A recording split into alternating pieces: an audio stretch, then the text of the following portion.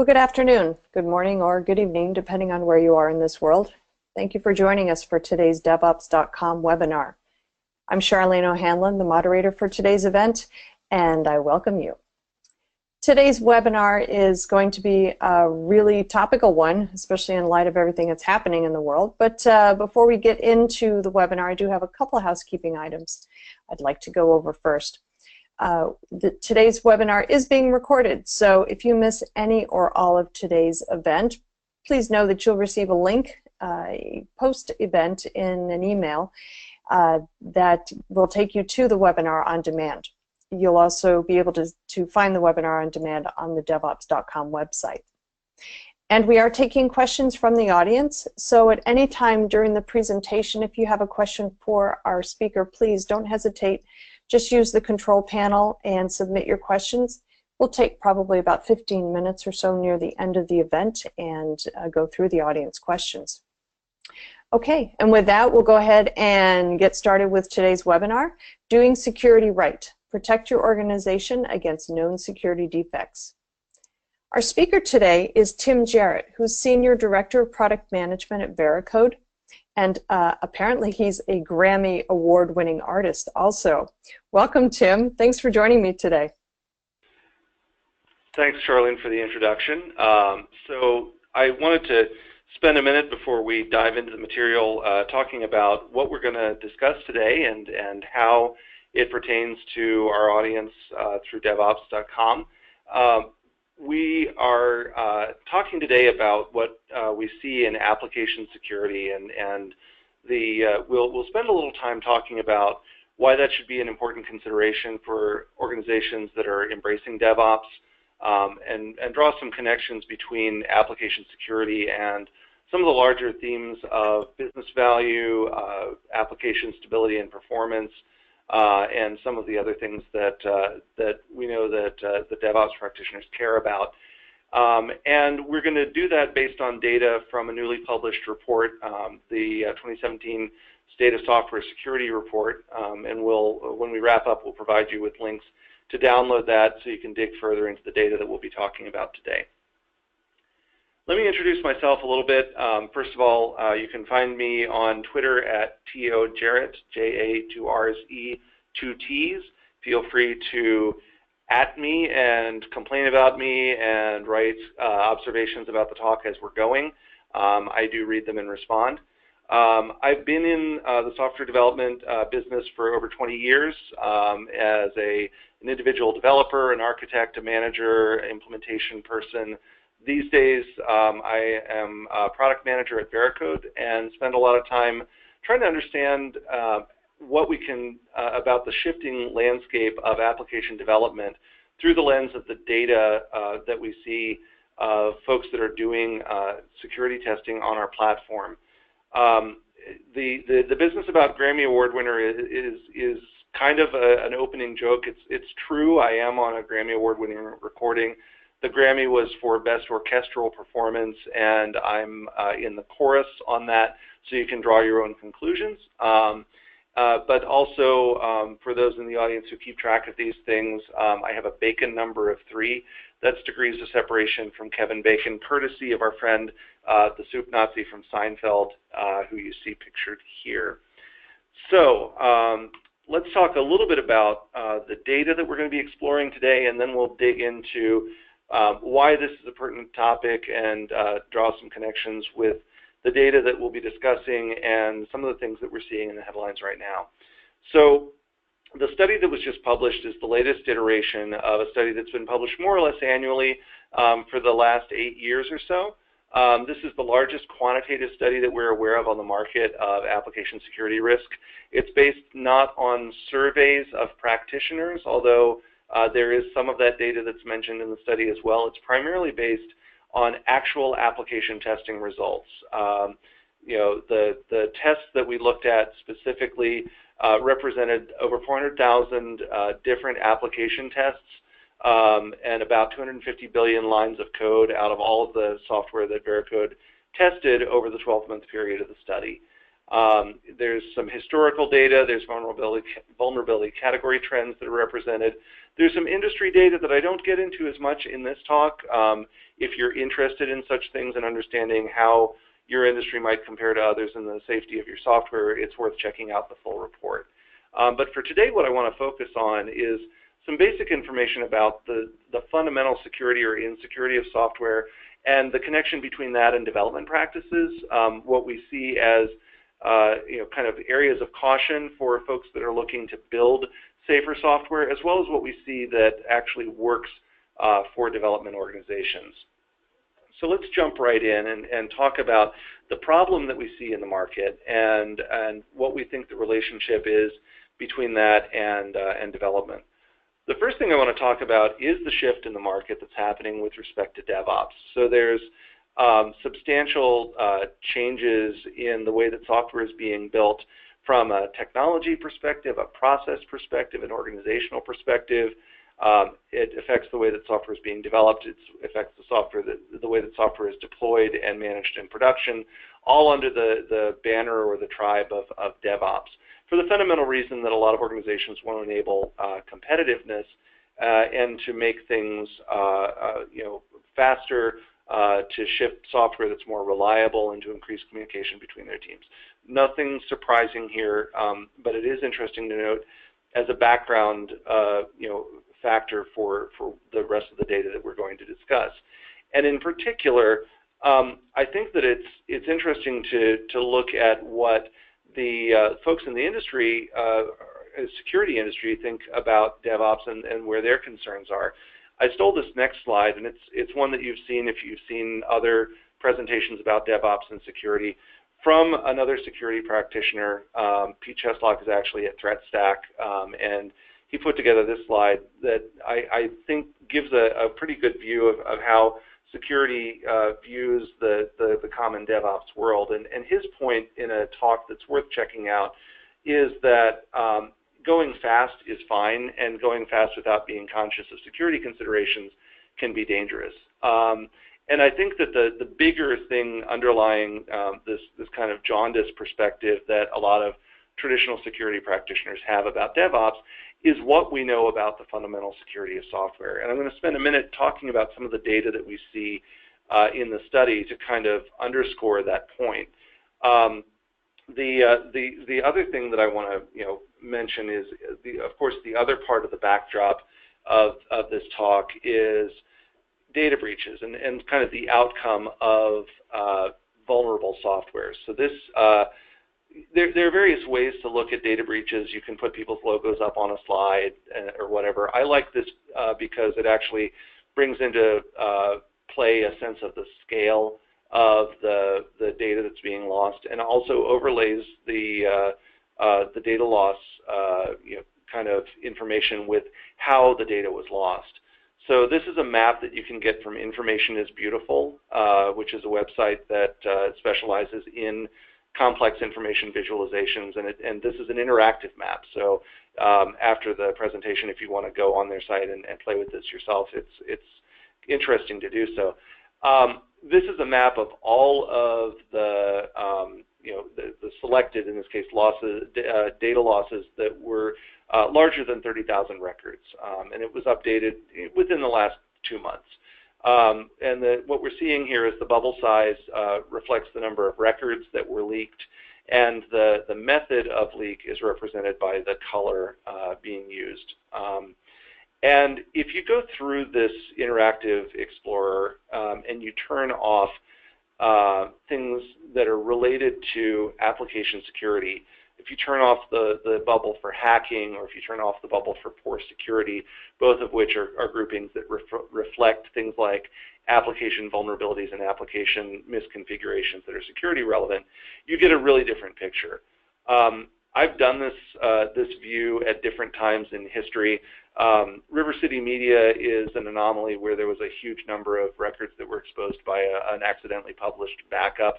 Usually what you see is that the contrast in between the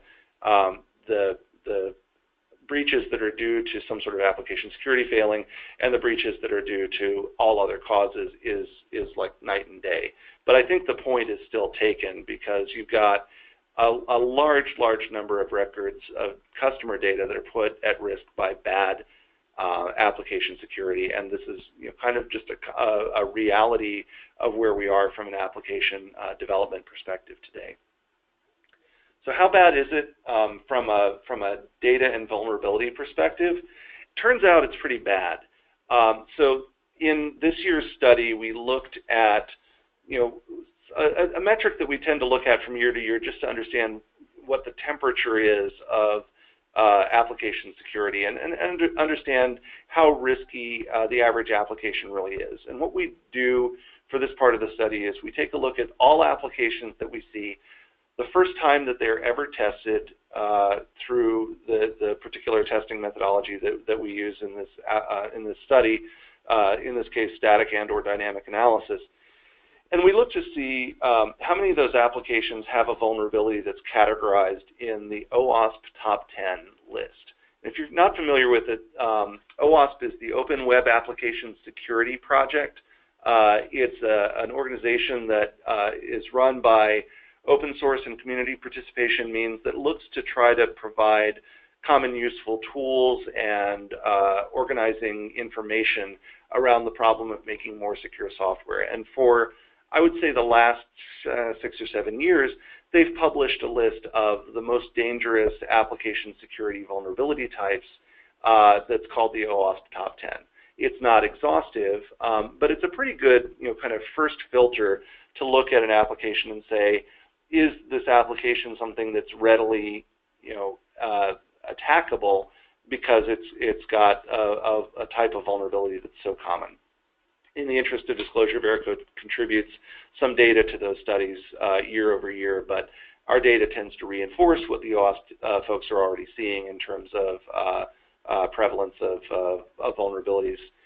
And what we have seen this year is that not only do 70% of all the applications fail the OWASP Top 10 policy by having one or more vulnerabilities that are categorized by that policy, 77% have at least one vulnerability, period, regardless of whether it's categorized in the OWASP Top 10 or not. And then 12% of all the applications that we tested have at least one high or very high severity vulnerability. And Veracode's a little conservative about our vulnerability scale. We tend to reserve high or very high for types of vulnerability that completely compromise the data that an application is protecting or the system that it's running on. So something like SQL injection that allows an attacker to steal records through your application from your database falls into this category. Something like cross-site scripting, which can lead to embarrassing website defacements, doesn't. That's a point of argument, but I just want to make clear what the categorization we're talking about here is. If we were including cross-site scripting in this metric, that 12% number would be more like 62%. So, okay, so this establishes the background temperature and what I think about as the baseline probability that the application that you're working on right now has security vulnerabilities. The background temperature in 2017, if you're not testing your application already for security vulnerabilities, is that you have a 77% chance that you have at least one vulnerability. You have a 70% chance that that vulnerability is one of the big bad OWASP Top 10. You have a 12% chance that the application contains a vulnerability that could lead to complete or partial compromise of the data that your application is protected or the server that it's running on. So this is where we start to draw a connection between the threat landscape that we're talking about in terms of the breach risks that are going on, the software development processes that are pushing us toward greater speed, and really tying them together is the concern about allowing us to go faster without increasing the risk that we're including more vulnerabilities in the software that we're shipping. So the other thing that I want to talk about is that this data isn't necessarily new. From year to year, the pass rate of applications versus the OWASP Top 10 does bounce around a little bit. In particular, we had something anomalous happening in 2013 that caused our pass rate to be a little bit lower than normal. But generally, it's in the 30 to 37% range, depending on the applications that are being tested that year. There is always a factor that you get a new industry starting to be aware of application security and starting to test their applications, and we see some different data. But generally, it bounces around that number. So, the thing that I want to, bring home with this is this statistic that we're talking about. It may vary by a decimal point or two from year over year, but it's pretty much a ground truth that there is a good chance that the application being developed is insecure rather. The other thing that we look at is for different vulnerability classes, what has the trend been year over year? And what we see for a vulnerability trend like SQL injection that we talked about earlier is that tends to waver around in a range of about 30% plus or minus 3 percentage points year over year as well. So this reflects the numbers that we published in successive State of Software Security reports. This year's population is a little bit lower. I have a suspicion that that's due to some of the applications that are being tested this year are in languages that don't support direct database queries in the same way that web applications more commonly do. But the point is that, again, you have this pretty straight trend of applications that are seeing this vulnerability class.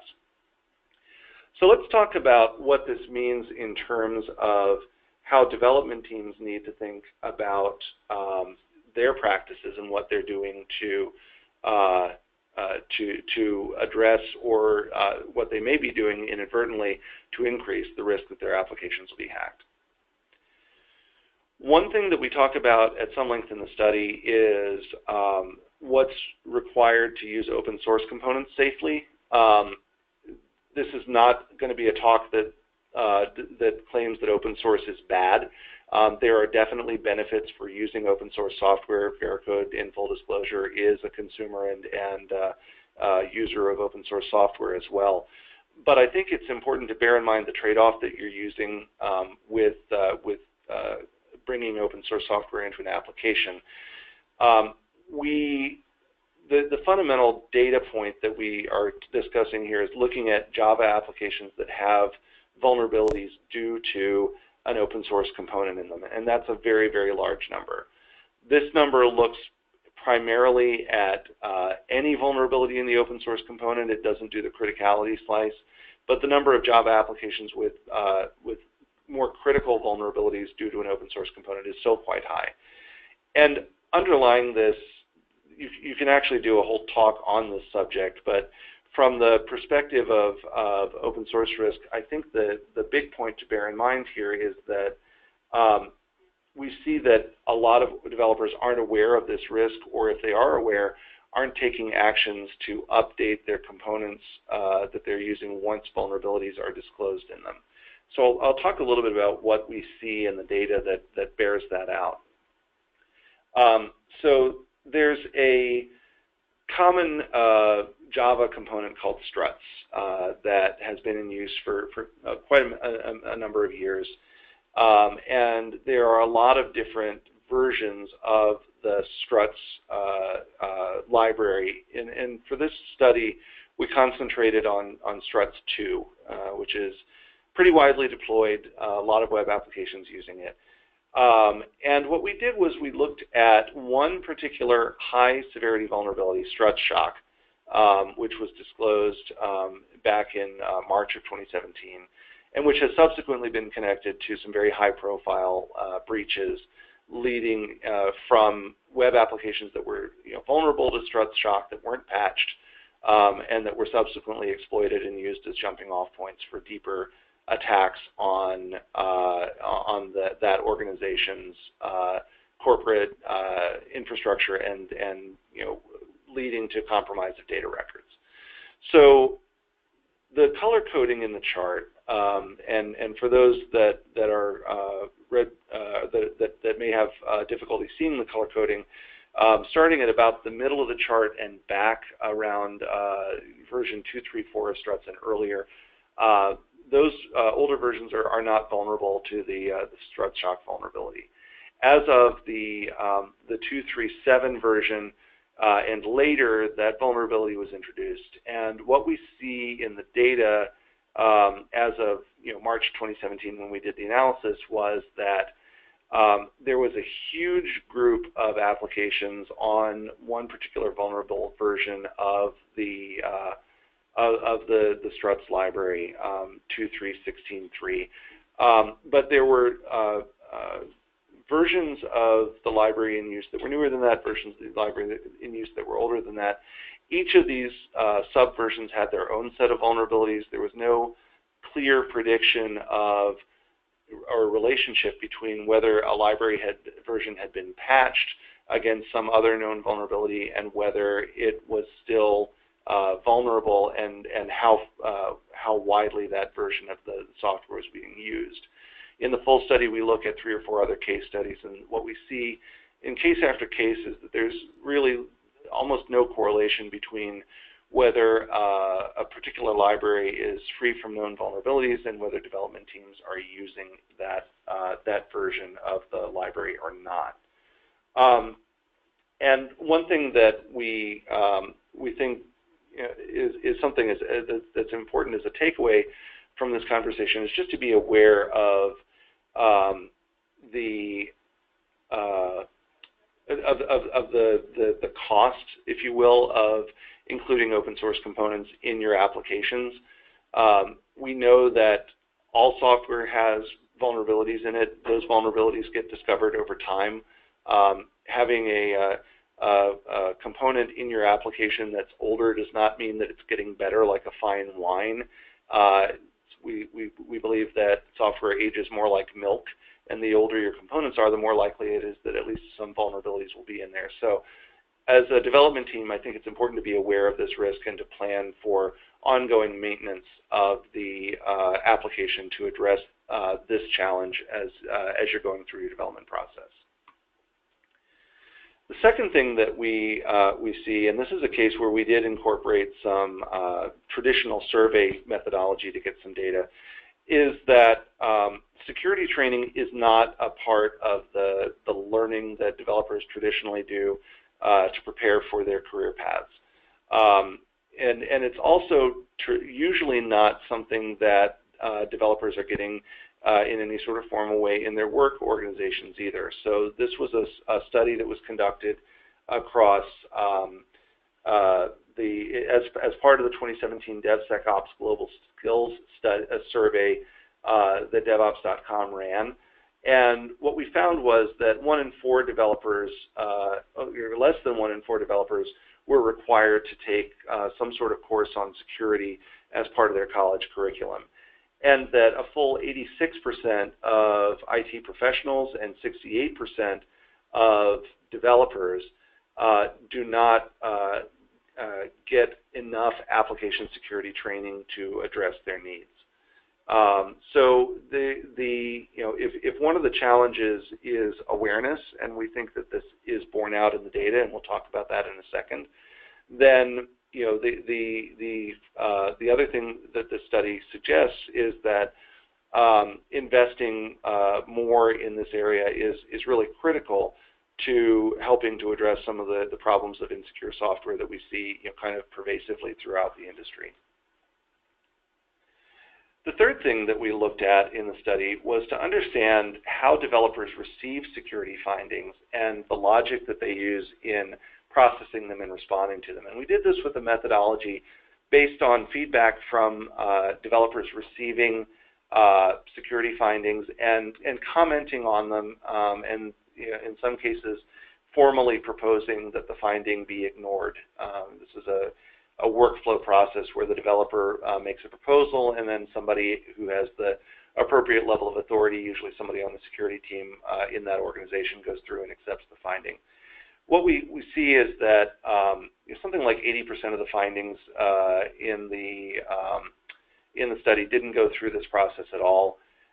But of the remaining 20%, there were roughly 3/4 of that group of findings that were mitigated as the application is supposed to work that way.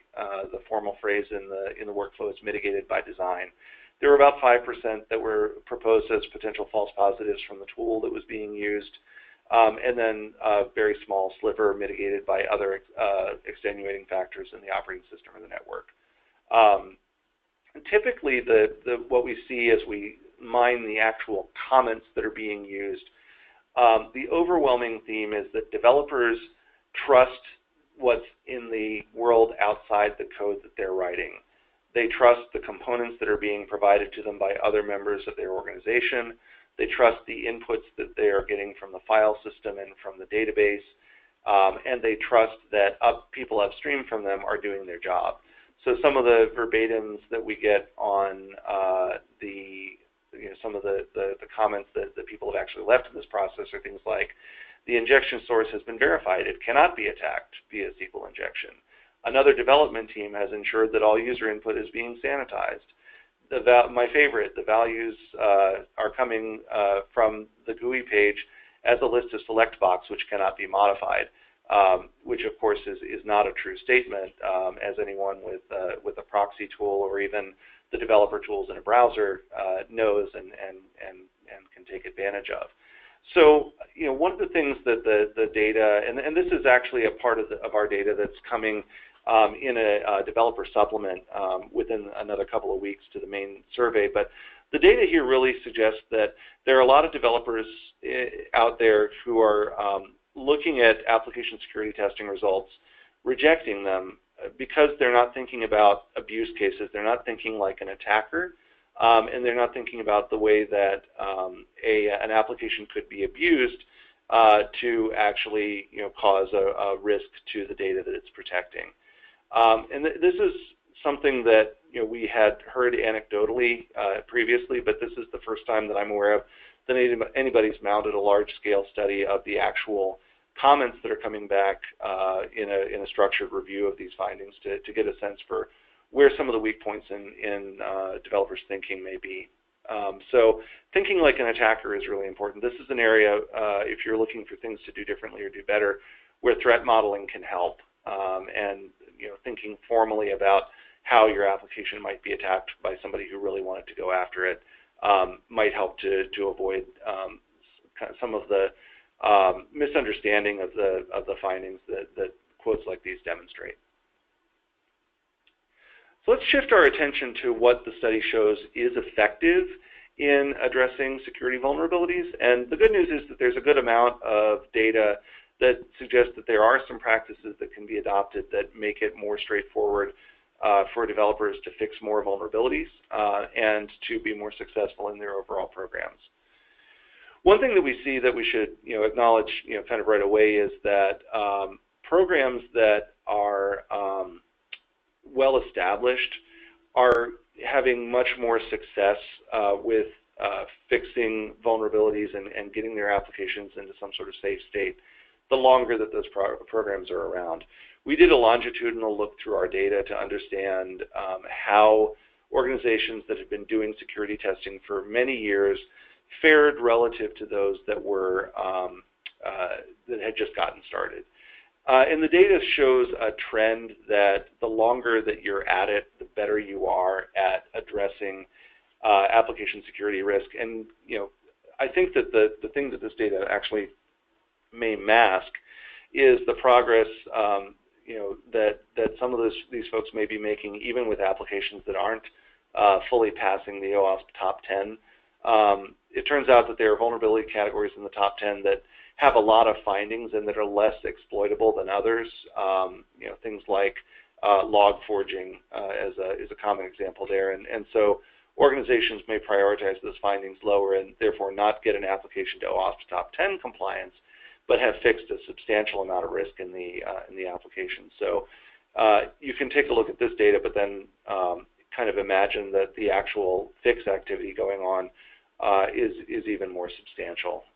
So getting to a state where large numbers of applications are in compliance takes time. First point, stay with it.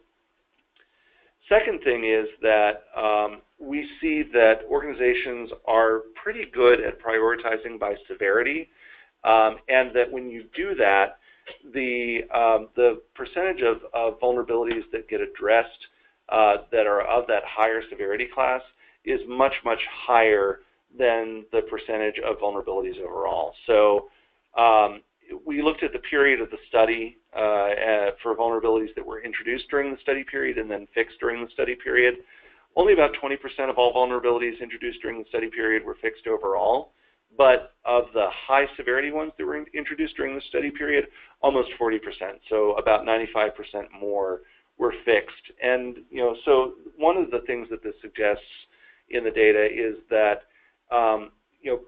focusing a developer's attention on findings according to the severity of the findings actually can have a substantial impact on the overall fix rate. And one of the lenses that you can do with that with organizationally is policy, calling out a formal expectation of what the developers should be going after and fixing. And that can help to drive more thorough and more complete vulnerability remediation than what you might see if the developers are kind of left to their own devices to figure out which findings to address and which to leave alone.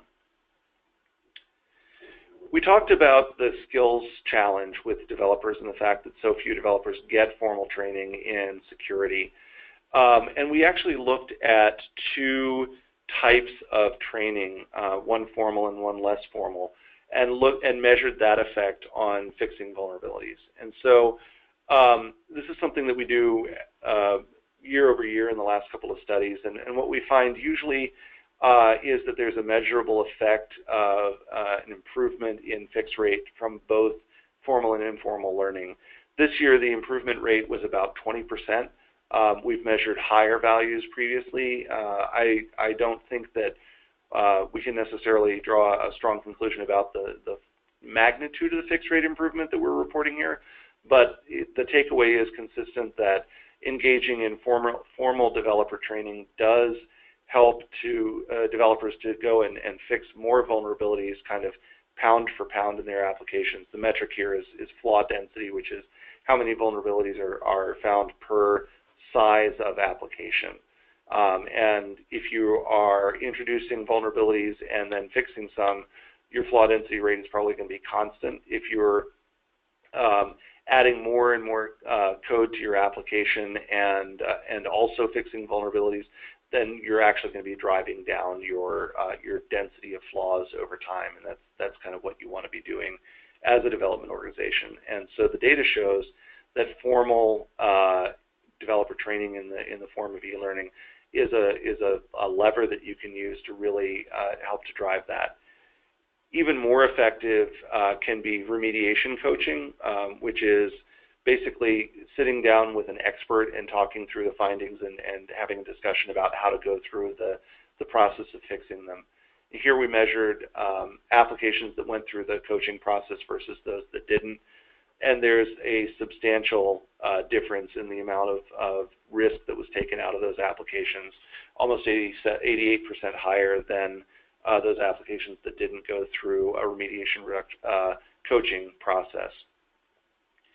So education makes a substantial effect, keeping at it for longer periods of time, imposing policies about which vulnerabilities to go after. Another thing to bear in mind is that it's not all developers. So as we think about division of responsibilities for taking care of applications and things that are in code, traditional application code versus things that are in server configuration. If you're full DevOps, it's all code, but in a lot of organizations, those responsibilities are split, and some of those are actual configuration steps that have to be performed separately on an application once it's deployed.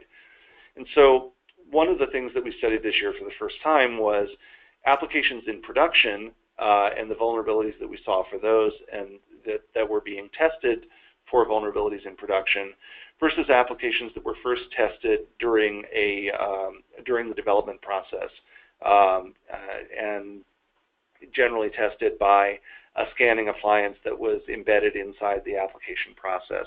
And what we found was that for those vulnerabilities that were detected only in production, the ones that were most likely fixed were the ones that could be most likely fixed by an operations team. things like server configuration that might leak information to the outside world, cryptographic issues like supporting a dangerous or known broken encryption method on, like supporting SSL or supporting TLS 1.0. Failure to accurately encapsulate an application against certain types of attacks, things that can be done by applying different HTTP headers to the application through the web server, and having easily guessable credentials on the application in production. All were remediated in a very high fix rate relative to findings that were not this class of vulnerability, things that were application code problems like cross-site scripting or SQL injection were fixed much less frequently than the application vulnerabilities that were more configuration type vulnerabilities. And I think the takeaway here is that there is definitely some value toward the thinking in DevOps of not passing a defect upstream. This data and the full chart, which includes additional vulnerability categories, is in the full study and really brings home the difference between these configuration changes and those that are more application vulnerabilities.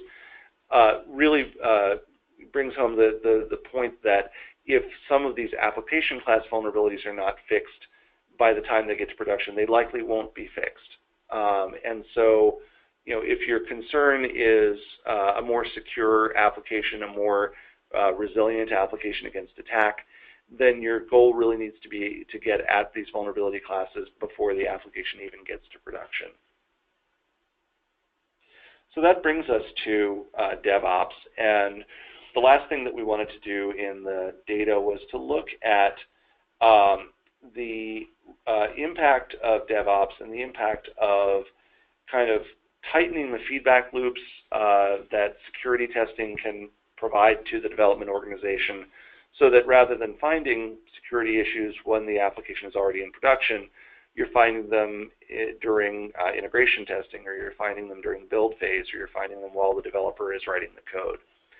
So one of the things that we did was look empirically across the entire set of applications that were being tested during the study, and we looked at the frequency of scan. And this is a metric that we started examining with last year's data software security. So we have a couple of years of data at this point. And what's interesting about the data that we're seeing here is that while there still are a portion of applications that only ever get looked at once, which is a little concerning, but there's one data point to bear in mind with that that we'll talk about in a second. There's also a rising number of applications that get scanned more frequently in a monthly way, and every twice a month, weekly, daily, or many times a day. And what's interesting to us as we look at the data is that the percentage of applications that are scanned only once or twice a year is falling over time, and the percentage of applications that scanned more than once a month is rising over time. This is a slow trend. We are looking at all sorts of development organizations in this study, including waterfall, folks that just have to look at their application one time to give the results to a customer, and so on. But across that broad array of types of application, the data is clear that there is a rising preference toward more frequent testing, which coincides, interestingly, with the rise of DevOps and the embrace of more automation in the development process. So those applications that are scanned only once or twice a year, the bad news is that that's a real factor. We looked at both mean and median on this data. The median was 2, but the mean was really anywhere from 8 times a year in 2016 to 10 or almost 11 times a year in 2017, meaning that there's some applications that are getting scanned an awful lot during the process. the ones that are getting scanned only once, I mentioned one possible reason why that's happening, which is that there are some applications where security isn't part of the process, but there's a customer requirement or some other requirement to do a scan to satisfy compliance, and so people will go and do that. The other thing that we have to bear in mind is that there was a group of applications that we talked about in the beginning of the study, around 23 to 30% of the applications that passed the OAuth top 10 on their first scan. For some organizations that aren't baking testing into their processes, that may be enough for them. They may feel that they don't need to test those applications again once they got the passing score on the first try. So that may impact these numbers as well. So that's the behavior. That's how frequently applications are being tested. What does that actually mean in terms of improving fix rates and actually going out and fixing the things that are found? Well, we have a proxy that we can use for understanding the impact of early testing as part of what we make available to the testers that are using the Veracode platform on which the study was conducted. And that is the ability to do a sandbox test. And a sandbox test is something that's private to the developer. By definition, it's done earlier in the life cycle. Still a full application assessment, but it's something that the developer can use as a test before the test to see whether their application is going to have anything that's going to raise a red flag against an official security policy, and get after it and fix it before the application goes through that step. And this may be a fully automated test that happens as part of a continuous integration pipeline, or something that the developer runs from their IDE. And what we see is that for applications that use sandbox vulnerabilities, the fix rate of those is about 50% higher than for those applications that never use a sandbox and are only being scanned and evaluated directly against the security policy. And based on what we know about developer usage patterns, likely being scanned later in the process. So the trend of scanning more frequently and testing earlier in the life cycle is promising, because this data suggests that the intuition that finding and fixing a vulnerability earlier in the life cycle is going to lead to better outcomes is absolutely correct. We do see that the earlier that you get started with testing, the more risk that you end up taking out of the application, the safer it is when it actually ships. So kind of summing up, we've talked about a couple of practices that I want to pull together and suggest as things that organizations can do to address the fundamental problem that the software that you're writing is likely insecure. Testing early and often, and incorporating that in your development process, incorporating both formal and informal developer training, looking at policy as a way to encourage developers to go after higher severity issues, making sure that you capture as many issues as you can before going into production, as opposed to counting on testing in production to find them. And last but not least, being aware of component vulnerabilities and patching those to get after them before they have a chance to be exploited. So if you want to know a little bit more about the information in the study, if you visit veracode.com/SOSS, State of Software Security, you'll find the full report that we're discussing today, along with an interactive tool that allows you to explore some of the statistics and slice and dice them a little bit more. Some more data around the industries that we saw in the study, some videos that illumine different parts of the data that we mentioned today. And if you have further questions about the study, now's a great time to ask them. So with that, let's turn it over to the folks on the line and see what's on people's minds. All right, great. Yes, we are opening things up for questions now. So if you have a question for Tim, just please use the control panel there. Go ahead and get your question in. We've gotten a few in so far. Tim, actually, the first question has to do with that interactive map that you put up earlier about the different data breaches. Somebody was wondering why Yahoo was not included in that. Do you have any idea? You know, it's a good question. That's not a map that Veracode created. The information visualization folks at Information is Beautiful made the map. It's the y-axis for that map is in years, so it's possible that the Yahoo breach was early enough that it just didn't show up on the map. But in the interactive version, you can actually scroll it back and go back to such blasts from the past as OPM and other fun breaches that we're all still getting letters and cards about. So go. I would say go to the website and check to see if Yahoo's on there. I'm pretty sure it is. Yeah, the date of the actual breach. That was the first thing that I thought of, but just wanted to make sure maybe you didn't, whether you knew the actual reason. So, yep. Okay, great. So next question. You mentioned that the pass rate has fluctuated around 30% to 40% over the past 3 years. To what do you attribute this? Yeah, so this is a methodology question, really, at its heart, because it goes to what we determine as, what counts as passing. We've chosen to use OWASP, which is an industry standard that looks at web application vulnerabilities. And the good thing about it is that most of the applications that enterprises and the companies that provide software to them are writing are web applications. But there's also a good chunk of applications that aren't. And so, if you're testing predominantly mobile applications, if you're testing a lot of mainframe code, a lot of client-server code, then you may be less likely to find web-type vulnerabilities, and that might drive your pass rate up. If, conversely, you are testing a lot of applications that are more legacy web application languages that don't provide good built-in facilities for guarding against some of these web vulnerabilities. These are things like we still see applications from folks writing in the pre.NET technologies from Microsoft, so-called classic ASP, Perl web applications. People like to beat up on PHP. It does have a higher share of web vulnerabilities than other languages, just kind of pound for pound, then your pass rate might be lower.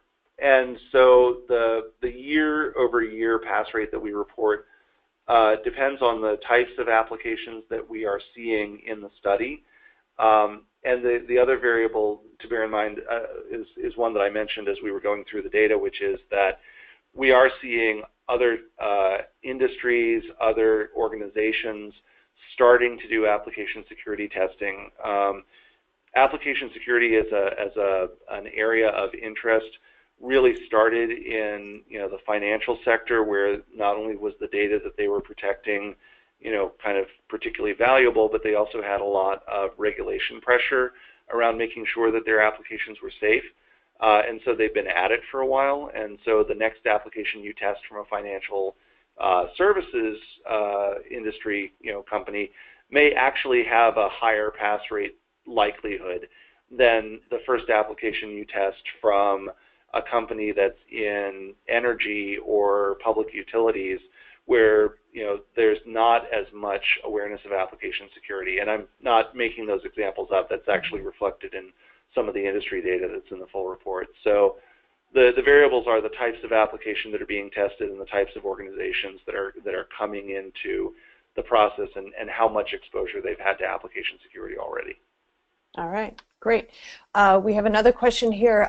Is ZAP, Z-A-P proxy, a good tool to perform security vulnerability scans during the continuous integration process? ZAP tied to Jenkins? Yeah, that's a great question. So ZAP is actually another outcome from OWASP. It's an open source project that's being developed under OWASP sponsorship, and it's an attempt to write a headless tool for testing running web applications, and it's got a lot going for it in terms of scriptability and being able to have a lot of stuff plugged into it. There's quite an active development community around it. ZAP is great for getting started, not least of because it's free. And if you're not doing anything else, then Zap is a great place to start. I'm speaking as a tool vendor from Veracode, so I'm not going to make specific comparisons of functionality, other than to say that if you're not doing anything already, an open source tool is better than continuing to do nothing. And perhaps we'll leave it at that. Okay, sounds good to me. Next question. You mentioned how coaching and training helps developers to write more secure code. Are the recommendations provided by the scanning tool detailed enough to help the developer learn better development habits related to security?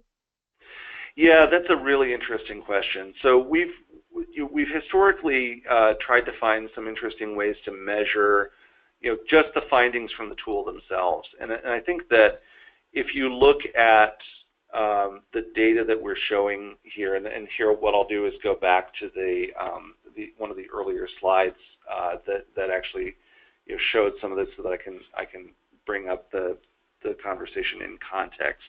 Mm-hmm. Let's see. Sure. So in this view of the data, both of these populations of applications, the ones that went through remediation coaching and the ones that didn't, had the same kind of findings presented to the developers. They both had kind of detailed remediation guidance right in the findings themselves.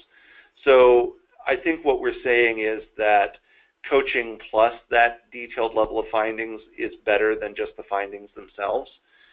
That said, we're starting to experiment with different, kind of understanding the impact of presenting the findings earlier in the process.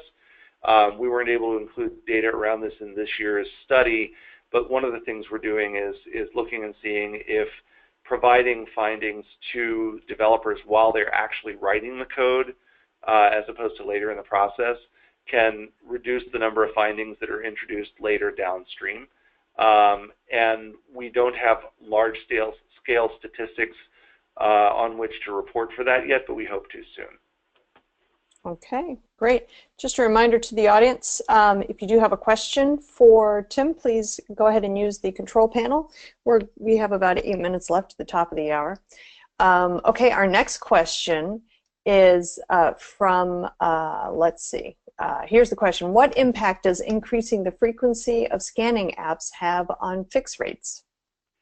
Yeah, so, we looked at the data for that a little differently in terms of looking at testing in a controlled space, a sandbox space versus not doing so. We would like to be able to report on applications that were tested 20 times had a higher fix rate than applications that were tested 10 times or something like that. That's complex because what we don't know in looking just at numbers of times that an application was tested is when during the process were those tests conducted. Do those represent kind of multiple tests within multiple release cycles or multiple tests within the same release cycle? So there's some noise that's introduced by just looking at the scanning frequency. That's why we went to looking at testing that happens in a sandbox context is a different way to get at that question. And that's when we looked at it that way, the data suddenly was much clearer, and we saw that there was a definite effect when developers were testing earlier in the life cycle in their own private space. So that's kind of why we chose to talk about the data in this way. Okay, great. We just got another question that I think kind of what you just said kind of answers it, but I want to throw it out to you anyway, see if there's anything more.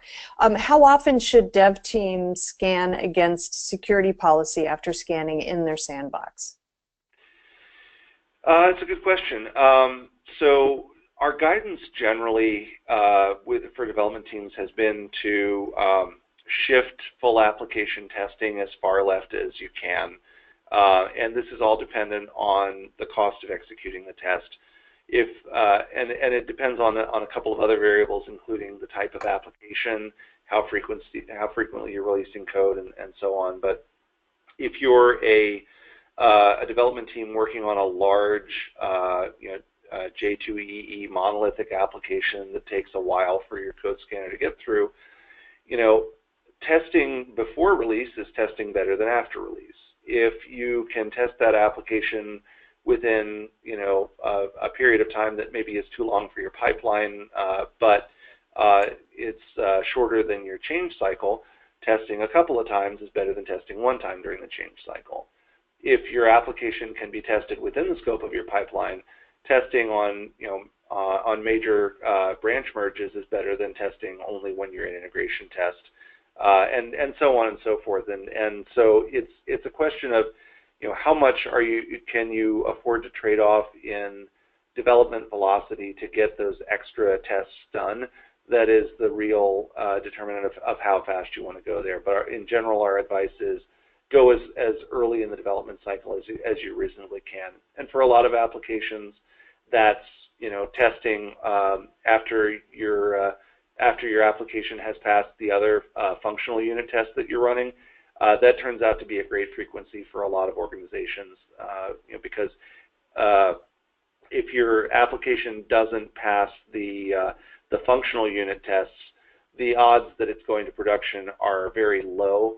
So we recommend letting those run, either first or in parallel with the security test, and not trying to use security as the first gate. All right, great. Let's see. We have. Let's see. It's actually a comment, but hopefully you can comment on the comment. ZA proxy lends to scanning at the end of development when the application is close to production. We want to shift left. We want to shift left remediation efforts and scan early in the process with static analysis. Yeah, and I think that's a good point, and I think that's connected back to the point about OWASP ZAP and Z attack proxy. There's a couple of different technologies that are used in application security for automated security testing. Dynamic application testing, which is what OWASP ZAP supports, requires that you have a running application. It is, relatively speaking, late in the process. It can still be important, but there are other types of testing that permit you to test earlier and earlier in the process. So, dynamic testing and also interactive security testing require you to have a full running copy of the application. Static analysis can be done before the application is deployed or while the developer is still in the IDE, so it can be done earlier and further left. The thing that I would recommend that the commenter bear in mind is that these tools do find different classes of vulnerabilities, and depending on your application infrastructure, you may actually want to do a full system test like what Dynamics supports, even if you're already doing static early in the life cycle. I'll give one example because I know we're running out of time, but if you've got a web application that's constituted of a bunch of Lambda functions running serverless in AWS, or even of a bunch of microservices that are each independent components, static analysis will test those components independently, but I'm not aware of a static analysis tool on the market that can stitch data flow together across a bunch of Lambda functions or across a bunch of microservices. And the net effect of that is that you don't get a full picture of what the application is doing, and you may miss things. If that's the case, dynamic analysis may be the only option that you have to do automated testing on the full application. And so you may want to have it in your tool chain, even if it is a late in the process test, just to make sure that you're not missing something when you put the pieces together. Okay, great. Well, that pretty much closes out our question and answer period for the webinar. But I do want to thank everybody who did submit questions, and I hope everybody got a lot out of today's webinar. It was fascinating for me. I know I really enjoyed it.